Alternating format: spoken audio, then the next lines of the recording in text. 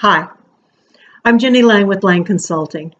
I just want to take a few minutes today, here in my kitchen, to talk with you about something I keep hearing from nonprofit board members and staff: board communication. I'm going to share with you a couple of suggestions that could make your life easier as a nonprofit board member and hopefully help you to address those concerns that you have over ongoing engagement, over staying connected with each other and with the communities you serve in between board meetings. So, first, let's talk for a second about internal communication. Internal communication among board members and among staff. We're all busy, right? It's really easy to walk away from a board meeting and forget all about it until it's time for the next one.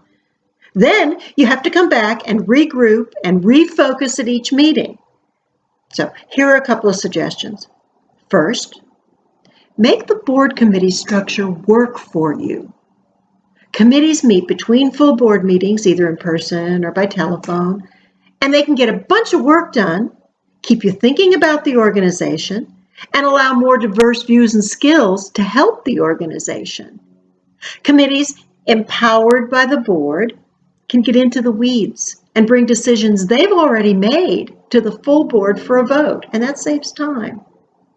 And committees can have non-board members on them, so you can spread the work out so it's not so burdensome on just a few people. And there are more people involved, more people giving input, and there's more people interested in spreading the word. Second, set up a way to communicate among board members and staff with a platform that lets everybody share information and ask questions anytime. Maybe I've seen a lot of organizations use a private Facebook group or some other kind of listserv. Maybe they use Google or they use Dropbox to give them the chance to talk anytime, to share ideas, and to share documents that they're working on, and to reach everybody at once. Oh, and if you're using email, make sure you're using your primary address. It's that your primary address, the one that you check the most often, is the one you're using for board business, and then you don't miss stuff.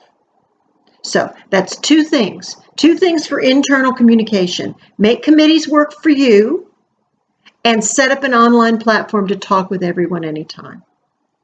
Okay, so how about external communication? It is a primary responsibility of the board to be a conduit of that information that flows into and out of your organization.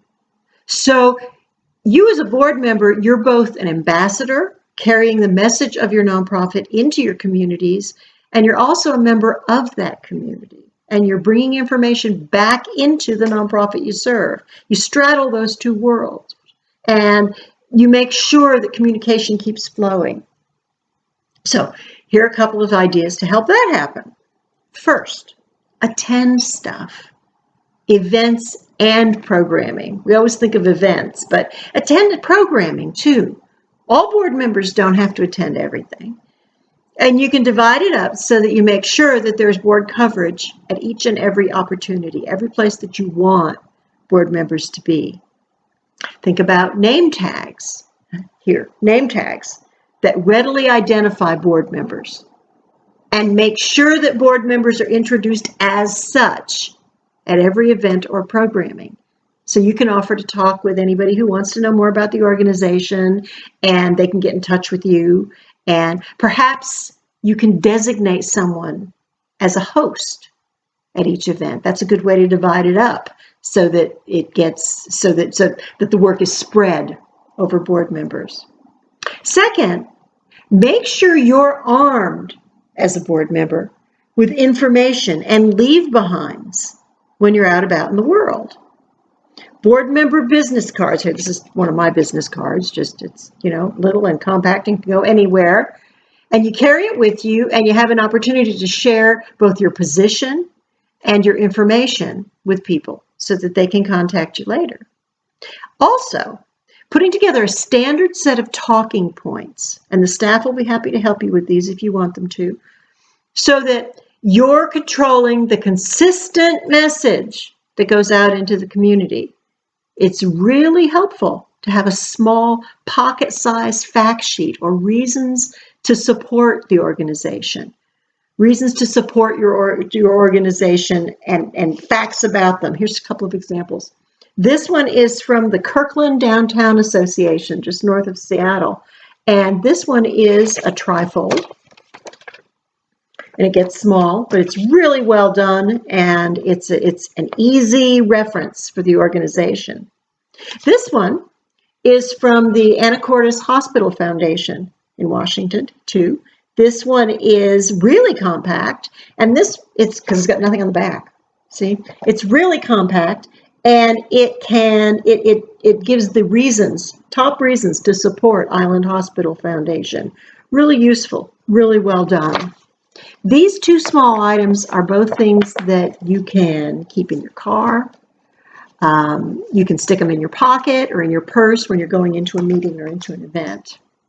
So that's two things for help with external communication. Attend stuff and be identified as a board member, and have your personal and your organizational contact information handy when you're moving around in the world.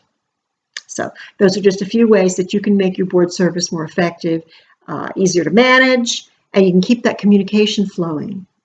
If you do a few small things, it keeps you up to date, it keeps you engaged, it keeps you from having to refocus each time the board meeting comes around because you're already there. A few small pushes of effort are way easier than that one big upheaval of your attention after long intervals in between.